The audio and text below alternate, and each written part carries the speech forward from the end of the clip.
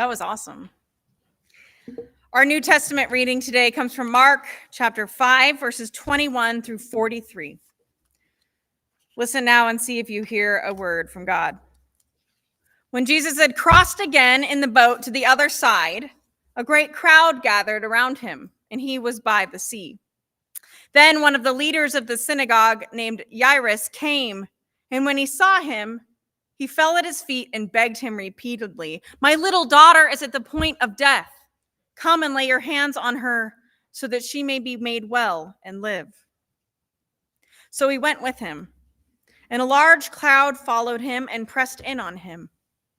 Now there was a woman who'd been suffering from hemorrhages for 12 years. She had endured much under many physicians and had spent all that she had. And she was no better, but rather grew worse. She had heard about Jesus and came up behind him in the crowd and touched his cloak. For she said, "If I but touch his clothes, I will be made well." Immediately her hemorrhaging stopped, and she felt in her body that she was healed of her disease. Immediately aware that power had gone forth from him, Jesus turned about in the crowd and said, "Who touched my clothes?" And his disciples said to him, "You see the crowd pressing in on you. How can we say, 'Who touched me?'" He looked all around to see who had done it. But the woman, knowing what had happened to her, came in fear and trembling, fell down before him and told him the whole truth. He said to her, "Daughter, your faith has made you well. Go in peace and be healed of your disease." While he was speaking, some people came from the leader's house to say, "Your daughter is dead. Why trouble the teacher any further?" But overhearing what they said, Jesus said to the leader of the synagogue, "Do not fear, only believe." He allowed no one to follow him except for Peter, James, and John, the brother of James. When they came to the house of the leader of the synagogue, he saw a commotion, people weeping and wailing loudly.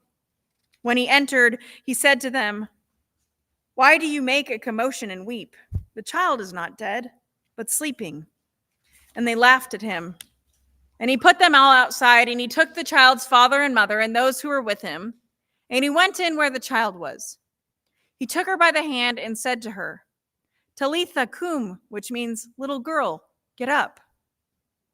And immediately the girl got up and began to walk about. She was 12 years of age. At this, they were overcome with amazement. He strictly ordered them that no one should know this and told them to give her something to eat. This is the word of the Lord. Will you pray with me? God, we thank you for your living word to us.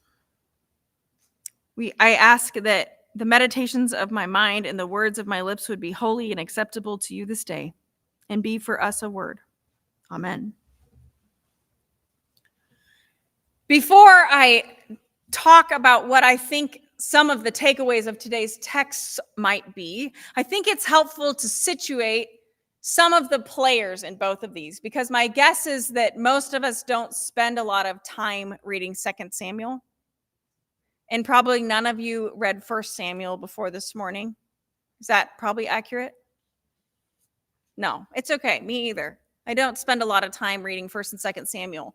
But they're beautiful stories that tell about the story of Saul and David and Jonathan.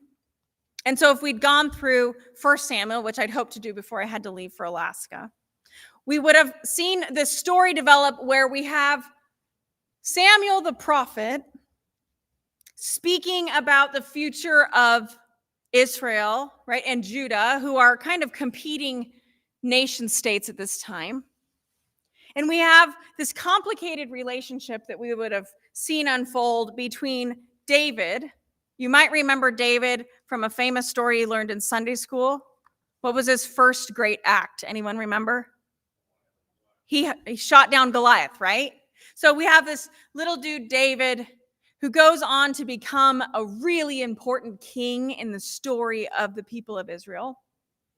And we would have read about his complicated relationship with his father-in-law, Saul, who was himself a king anointed by God to rule over the land. Now, that relationship is complicated in part because it seems like Jonathan and David are deep enough friends that it might be more than friends, if you know what I mean. Okay, so they have a deep and important relationship with one another, and Saul is not cool with this. This might sound familiar to some stories you'd hear today, right? So Saul and David are besties, super besties, maybe more than besties, or not Saul and David, sorry, Jonathan and David, Saul's son. Saul has an issue with this for a while. Saul also has an issue with the fact that David is a way more popular guy than he is. Saul does not like that David is more popular than him, so much so that he tries to kill David. Okay, so by the time we get to today's text, we have this long buildup of a complicated relationship between Saul and David. And one might think that upon hearing the news that Saul is dead, David would be ecstatic. Finally, he has gotten rid of this thorn in his side, his father-in-law who tried to have him killed. But instead, we hear a story this morning about David being overwhelmed by grief. This is not the good news that the Amalekite who came to share it thought it would be. I'm sure he thought, oh, he'll be so happy to hear his enemy who's tried to have him killed is dead. But instead, he orders the sky to stop releasing dew. And he tears his garments and he weeps for the death of his friend.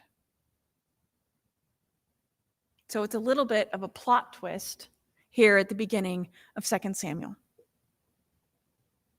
So who's Jairus? We have that story in our Old Testament reading, and then we have this New Testament reading. It appears in all three of the synoptic gospels, but it's a little bit different in each one. So Matthew, Mark, and Luke all tell us this story. And it's the story of a local synagogue leader who would have been a pretty important guy. Back in those days, they didn't have like a Baptist synagogue and a Methodist synagogue and a Presbyterian one and a non-denominational one and a Catholic one all competing. They had one local synagogue. So you can imagine that the guy who's a big shot at the local synagogue was actually a really important person. He probably had to work very hard and suck up very hard to get his position. This is an important guy who spent his life doing important things, and now we meet him as his little girl is dying. And he begs Jesus to come and help his little girl because he doesn't want her to die. Then we have this weird interlude on the way, right? We have the hemorrhaging woman who touches his cloak and is healed. It's a really cool story that I'm not going to focus too much on today, but it's cool because she's healed by her faith. She's healed just from touching him, just from touching the edge of his robe. He doesn't have to say you're healed. She's healed, and then he confirms it. But so that happens along the way, and I can imagine Jairus is probably really mad at this point because Jesus decided to spend so much time worrying about who touched him that by the time they get to Jairus's daughter, she is dead. I imagine he was distraught. But then we have this healing scene where Jesus says, she's not dead, she's only asleep. Come, little girl, get up. So that's kind of what's going on in these two stories. Both of them probably have a million takeaways we could take. But today I wanted us to think and sit with this idea of grief. Both of these stories are about very important men who've spent their lives doing very important things. Both of these men, right, have spent their lives pursuing very important career objectives and things that help their community, right? The synagogue leader and King David, both are men of importance. And we know that men and women of importance have lots of things to worry about, lots of things to focus on, right? They're powerful and wealthy, and they didn't get there by sitting around on their tuchus. But in both of these stories, those things that they've spent their whole lives working towards become utterly meaningless in an instant because of grief. Because they've lost something that is more important than any of the things they have ever worked for. Both of these stories remind us that even though we might spend our time chasing after the things the world tells us are important, right? Whether it's self-serving or serving others. Both of these men probably were both self-serving and serving others, right? Whether we chase after power or promotions or wealth or fame or vanity, or whether we're just chasing tail, which is a lot of what David did. Whatever it is that we chase after in life, none of it matters as much as the people that we love. And often, we remember that only when it's too late. I've been struck by deathbed conversions, I'll call them, over the course of my life. So I have a brother who had a complicated relationship with our father. And every time our dad would get cancer, which was like a pretty rotating, like a pretty natural, normal thing in our household, my dad would get cancer, he'd need chemo. My brother would suddenly show up because he was going to make up for lost time, right? And as a pastor, I see this sometimes, right? People will be estranged for years and years and years. And then in the final moments of a parent's life or the final moments of a sibling's life, they'll show up and want to make up for lost time. We have a tendency as people to do this, right? Whether we're just mad or whether we're so busy chasing after things that we think are more important that we forget about the loved ones that we will care about. We can get really caught up in following after the pursuits of this world and forget that there actually isn't any extra time at the end. There's no extra time to go and make up for, because we don't get to pick when the end is. Jonathan and David didn't get any extra time together. David and Saul didn't get to have some like bedside conversion moment where they made up for all the crap that had happened between them. Jairus and his daughter won't get to have extra time if she doesn't live. And so I think these stories are reminders that we should put in that work now.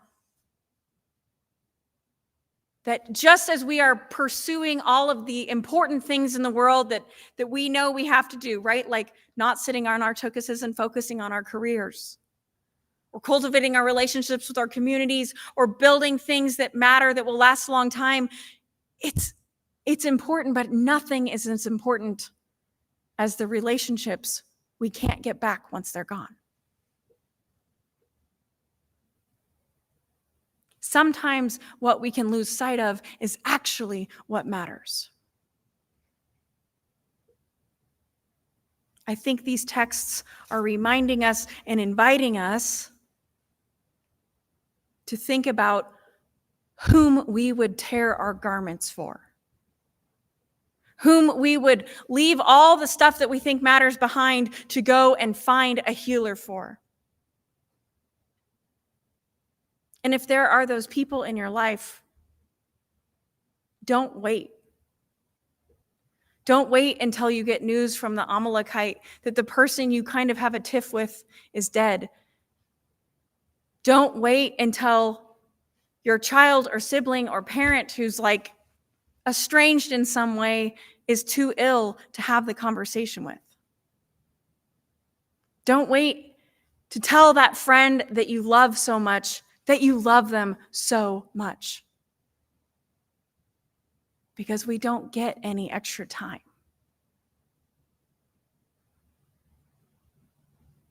I'm sure there are a million different ways that we could interpret these texts today.